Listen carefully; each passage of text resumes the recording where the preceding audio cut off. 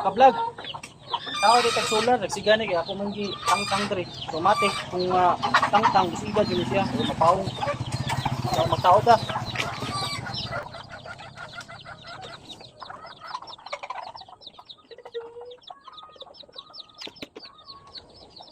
Nya diring dapita ato suwayan og katkat nga walay gamit nga hagdan. Uy, katkat randay hapon ay bisag bugat na kaayog lawas. Kani akong gituslok-tuslok dapita mao ni ako ang ibutangan sa iyang solar light. Ako ni sang gituslok kay gikaon na maguni siya sa bukbuk. Una ang mga panit ako sa gitangtang. Una na ko gi-screw ang kuan butanganan sa iyang solar light. Kaning background music ng murag gangis, dili na siya gangis sa tungod ra na akong gi fast forward mo ng murag gangis. Nya ato na po ni ibutang ang iyahang solar lights. Atong suwayan kung mataod ba jud. Grabe kay murag kat-kat no, mura nag-unggoy no.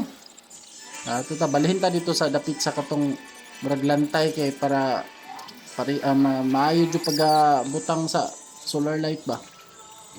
Bantayan mo no, nagsiga na siya daan, mapawong ra na itaod sa panel unya.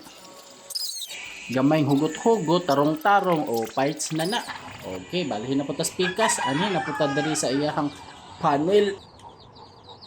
Kanang lantay dira sa sulod na anay kuan upat ka mungaan ni Papa Iming. Daghang kinag mga piso diha. Hinahinay ra gani kog lakaw para dili mapusa.